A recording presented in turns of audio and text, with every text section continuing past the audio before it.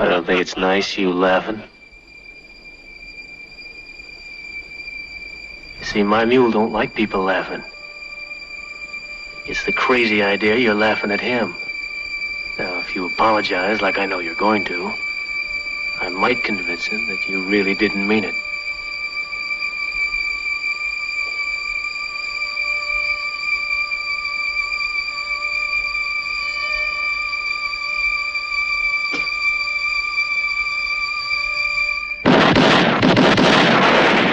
Olá, bem-vindos ao Cinemarden, e o tema desta semana é faroeste, aquele gênero que surgiu quase que com o próprio cinema e que é também um gênero americano por excelência. O primeiro registro de um faroeste que se tem na história é um filme de 1903, O Grande Assalto do Trem, produzido pelo Thomas Edison e dirigido pelo Edwin Porter, um filme de 1903, um filme com mais de 110 anos e que na época provocou muita polêmica, gerou até a criação de um código de conduta, porque na sequência final deste filme, que tem pouco mais de 10 minutos, um dos pistoleiros olha para a câmera e atira. Isso causou, não existia 3D naquela época, mas muita gente acreditava que o que estava vendo na tela era verdadeiro. Assim como pouco tempo antes as pessoas saíram correndo da sala de cinema quando viram o trem chegando na estação, no filme dos irmãos Lumière, muita gente acreditou que estava sendo alvo de tiros quando viu essa sequência no filme. Isso fez com que, por conta desse código que foi escrito na sequência, esse tipo de confronto do ator olhando diretamente para a câmera, numa ação direta com o espectador, fosse suprimido e coisas do gênero durante muito tempo não foram utilizadas no cinema. Mas é um gênero que se consolidou no cinema americano, principalmente a partir da segunda metade da década de 1930.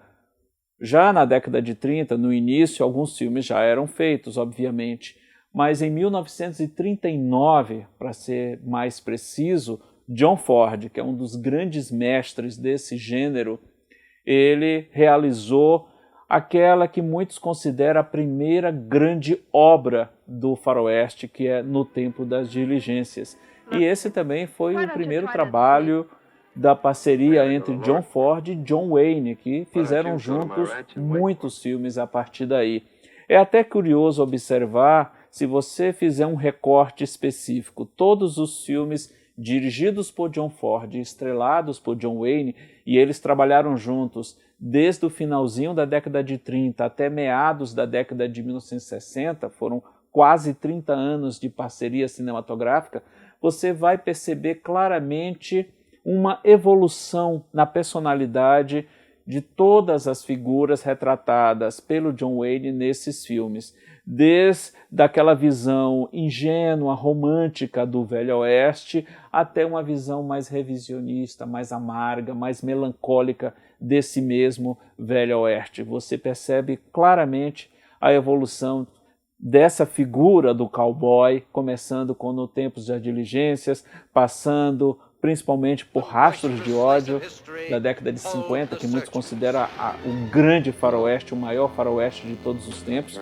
estrelado também pelo John Wayne, até O Canto do Cisne, dessa dupla, e muitos dizem que também do faroeste com O Homem que Matou o Facínora, do comecinho dos anos 60.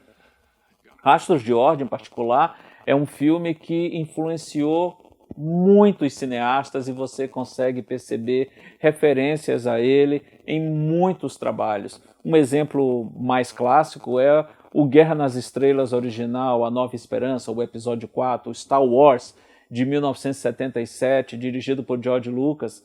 Tem uma sequência quando Luke Skywalker volta para a casa dos seus tios e encontra tudo destruído por conta de um ataque do Império.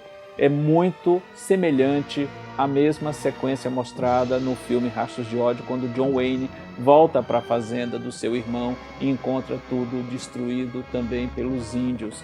Basta comparar as duas cenas que você percebe a forte influência. O John Ford, que é o grande mestre desse gênero, costumava se apresentar de uma maneira bem simples. Eu me chamo John Ford e eu faço faroestes. Não precisava dizer mais nada. O John Ford, que foi o grande inspirador, principalmente no tempo das diligências, de Orson Welles, quando ele fez o filme Cidadão Kane. O próprio Orson Welles revelou que a principal inspiração, a principal aula de cinema que ele teve para fazer Cidadão Kane, que foi o primeiro filme que ele dirigiu, foi justamente vendo este filme do John Ford, no tempo das diligências. E uma vez perguntaram para Orson Welles se ele poderia citar 3 grandes diretores de cinema, e ele respondeu de pronto e de uma maneira bem direta e simples: John Ford, John Ford e John Ford. Mas além de John Ford, outros nomes também se destacaram no cinema americano na realização de faroestes. Eu vou destacar mais 2 que tiveram uma filmografia bem expressiva no gênero. Howard Hawks, que realizou outra obra que muitos consideram tão grandiosa como Rastros de Ódio, que é Onde Começa o Inferno. Esse é o título brasileiro de Rio Bravo. Eu nunca entendi como um filme que já tem um título pronto, Rio Bravo, que pode ser lido facilmente em português ou espanhol, eles traduzem para Onde Começa o Inferno. Tenho que reconhecer que, claro, se eu chegasse numa sala de cinema e tivesse numa sala passando Rio Bravo e na outra passando Onde Começa o Inferno, eu iria assistir Onde Começa o Inferno. Mas são coisas das traduções nacionais que isso um dia vai ser um outro tema aqui na nossa conversa. Mas Onde Começa o Inferno, ou Rio Bravo, como muitos chamam, é outro grande momento do cinema de faroeste e, novamente, estrelado por John Wayne, que é, sem dúvida alguma, o grande nome, o grande ícone desse tipo de cinema. Contemporâneo tanto de John Ford como do Howard Hawks, temos o Anthony Mann, que fez uma série de faroestes, a maioria deles estrelado por James Stewart, que era um ator mais conhecido pelos dramas, por algumas comédias e até os filmes que ele fez com Hitchcock, e que encontrou no Anthony Mann aquele diretor que viu nele uma figura muito boa para faroeste. Os dois fizeram juntos quase 10 filmes. E, curiosamente, aquele filme do John Ford, que muitos consideram assim o último grande faroeste, o canto do cisne do gênero, que é O Homem que Matou o Facínora, do comecinho dos anos 60, é estrelado tanto por John Wayne como por James Stewart. Os dois estão juntos nesse grande filme do John Ford. O gênero encontrou um estrangulamento no comecinho dos anos 60, migrou para a televisão em muitos seriados de TV e foi resgatado pelo italiano Sergio Leone, que realizou uma trilogia que, de uma certa forma, ressuscitou o gênero.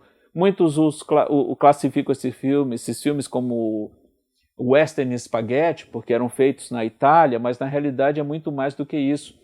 O Sergio Leone, fã, confesso, do gênero, conseguiu pegar a essência dele e transportar com uma outra visão, uma visão assim respeitosa, nostálgica, romântica até, para a Itália. E fez 4 grandes obras-primas do gênero, 3 delas estreladas por Clint Eastwood, que na época não tinha espaço no cinema americano, era simplesmente um ator de televisão, e que ganhou fama mundial por conta dessa trilogia de Sergio Leone. Primeiro por um punhado de dólares, que teve a sua continuação por uns dólares a mais, fechando com 3 Homens em Conflito, que é o título brasileiro para o original O Bom, o Mal e o Feio.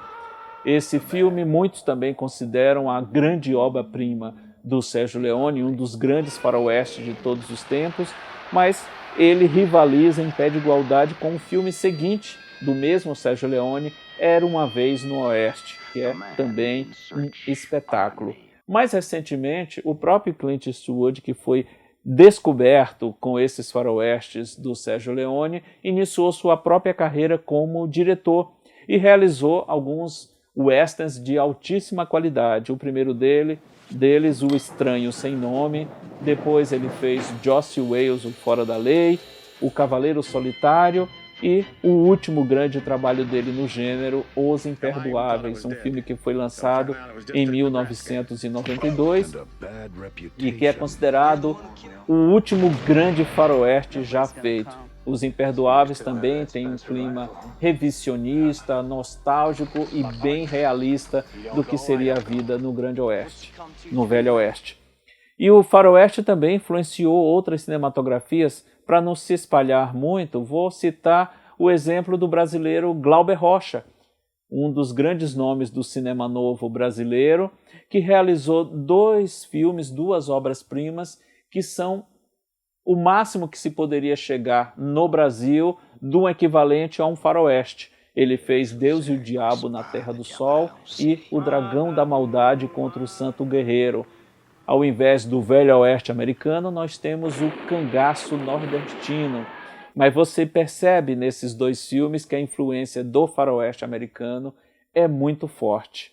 Eu espero sinceramente que o western continue existindo, seja de que forma for, no espaço sideral ou nos dias de hoje, aquele clima de faroeste, de uma terra inóspita, selvagem, sem lei, onde uma pessoa e uma pistola podem fazer a diferença, continue por muito tempo. Até o próximo Cinemarden.